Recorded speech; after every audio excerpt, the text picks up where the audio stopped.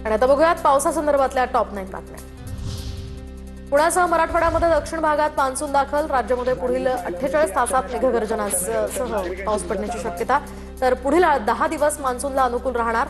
धाराशिव, पुणे, सोलापूर, अलिबागमध्ये पुढील 48 तासात पावसाची शक्यता। रत्नागिरीतल्या लांजामध्ये पावसाची जोरदार एंट्री। तर आता पेरणी केलेल्या शेतकऱ्यांची आशा पल्लवीत। उकाड्यापासूनही दिलासा। 25 जूनपर्यंत कोकणात मान्सूनच्या दमदार सरी बरसणार, हवामान खात्याचा अंदाज।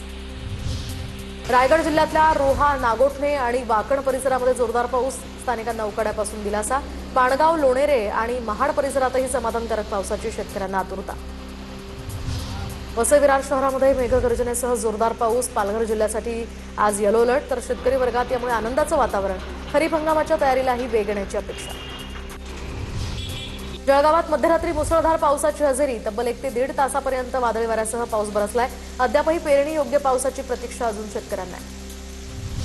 मुंबईतील वांद्रे, वरळी, सीलिंग परिसरामध्ये पावसाची तुफान हजेरी। तर मुसळधार पावसामुळे वातावरणातही गारवा। अचानक आलेल्या पावसामुळे नागरिकांचे मात्र हाल। बुलढाण्यामध्ये पावसाची दमदार हजेरी। शेतकरी वर्गात आनंदाचं वातावरण। शेतीच्या कामांना वेग। वातावरणातही पसरला गारवा। भंडाऱ्यात पावसाची दमदार हजेरी। तीव्र उकाड्यापासून नागरिकांना दिलासा। पाऊस पडल्यामुळे शेतकऱ्यांच्या कामांना आता वेग येणार। नंदुरबारच्या खांडबारा परिसरामध्ये जोरदार पावसाची हजेरी। पावसामुळे रस्ते आणि सखल भागात पाणी। पेरणी केलेल्या पिकांना मात्र मोठा दिलासा मिळाल्यामुळे शेतकऱ्यांमध्ये समाधानाचं वातावरण। आता बघूयात मुंबई पुण्यातल्या टॉप 9 बातम्या। मुंबईला पाणी पुरवठा करणाऱ्या 7 धरणांमध्ये केवळ टक्के पाणीसाठा। अप्पर वैतरणा धरणातील राखीव साठ्यातनं आता 1468 MLD पाणी वापरण्याचं नियोजन। भातसा धरणातून सुद्धा अतिरिक्त पाणीसाठा वापरण्यास मंजुरी। मुंबईमध्ये झालेल्या पहिल्याच मुसळधार पावसामध्ये नालेसफाईची पोलखोल। वरळी नाका परिसरामध्ये रस्त्यावर पाणी साचलं। नालेसफाई योग्य न झाल्यामुळे रस्त्यावर पाणीच पाणी।